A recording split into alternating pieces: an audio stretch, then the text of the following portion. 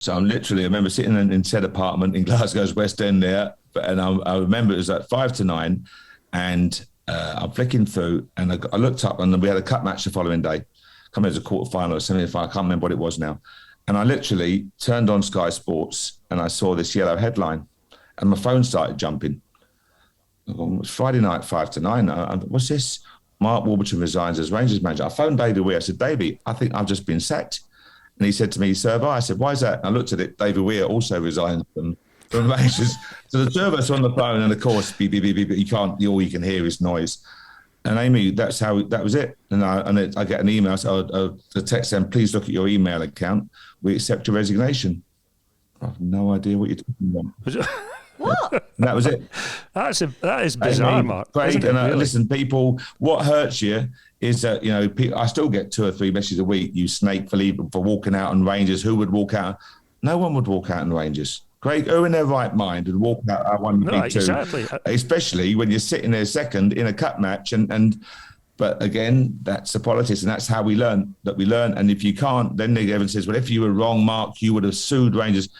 English law to Scottish law, English courts to Scottish courts, and all this sort of stuff that you can't go in the press and explain, Amy.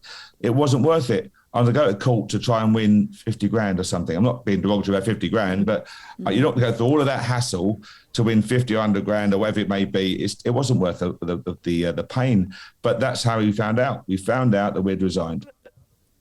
And you must have felt so let down. I felt absolutely, to this day, it eats away. I was driving home from my apartment, so of course the next day you get bombarded. I found out that I think it's 249 is the most text message you can get before you have to start deleting. I found it out very quickly, and by the time I deleted them, they all fill up again. I drove. I kid you not, Amy. I drove home to see the family, and I knew I was going back up again to get my gear. But I drove home, and I couldn't speak to my wife for the 7.5 hours or 7 hours because I was constantly getting calls. So my number was released by someone. Craig, you know how it works. Someone released my number, and I had 3 death. Can we guess at that one threats, as well? you snake for walking out. Then you get the Celtic fans who had the number as well, and literally I could not. It was constantly beeping. So my wife, I tried to find I stopped at Westmoreland shops on the way down on the M6 to try and phone the wife from a payphone, and I had no change. I haven't used a payphone for years. I had no change. I'm literally trying to say, and when I got home, you can imagine, I've just been sacked.